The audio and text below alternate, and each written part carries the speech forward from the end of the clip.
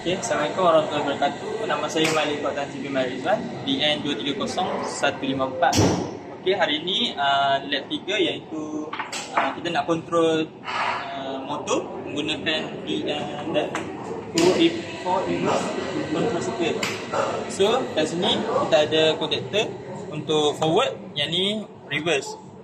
So, yang ni stop button, push button stop, push button untuk forward, push button untuk reverse. Yang ni light indicator untuk trip, yang ni untuk reverse, yang ni untuk forward.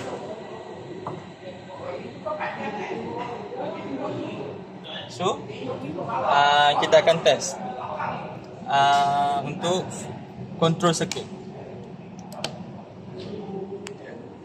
Okay, bila kita tekan forward, lampu forward akan menyala. So apabila kita tekan reverse, dia tak nyala sebab ada interlock di antara mereka. So kita kena tekan stop dulu untuk tekan reverse, baru boleh enable. So bila kita tekan forward pun, forward takkan ni. So ini adalah untuk safety lah, tak mau bagi motor rosak. So ni untuk main circuit.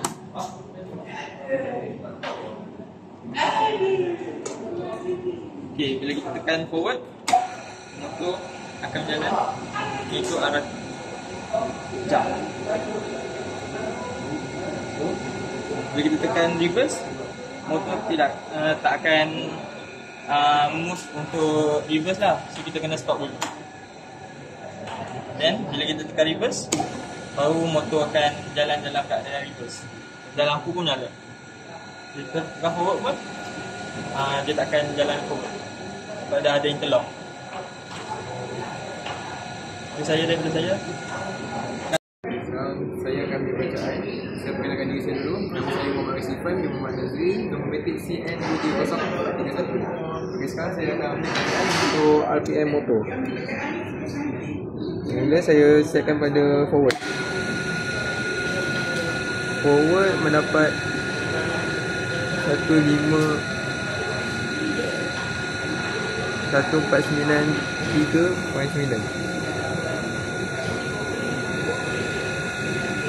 Okey, kita stop untuk reverse pula. Okey, dah boleh tengok bacaan. Sekarang stop. Okey, sekarang saya ambil line voltage. Line voltage untuk forward Supply red yellow. Sini voltage incoming red yellow. Okey, lepas tu kemudian untuk yellow blue, dan last kali blue red. Okey, seterusnya incoming line voltage. Okey, seterusnya yellow blue, dan last kali red blue. Kemudian phase voltage. Phase voltage saya letakkan sini kepada neutral, dan sini kepada positif red. Dapat 240. Okay. Yellow 241.9 dan blue 234. Okay, ini untuk forward. Saya stop dan saya buat reverse pula. Reverse untuk red dengan yellow, yellow blue, kemudian blue red. Untuk line voltage incoming supply. Untuk line voltage incoming motor, yellow blue, dan last kali red blue. Kemudian phase voltage kita akan red, yellow dan blue. Okey, last sekali saya ukur current. Untuk current reverse. Wait. untuk yellow. Dan last kali untuk blue. Ini untuk reverse. Kemudian untuk forward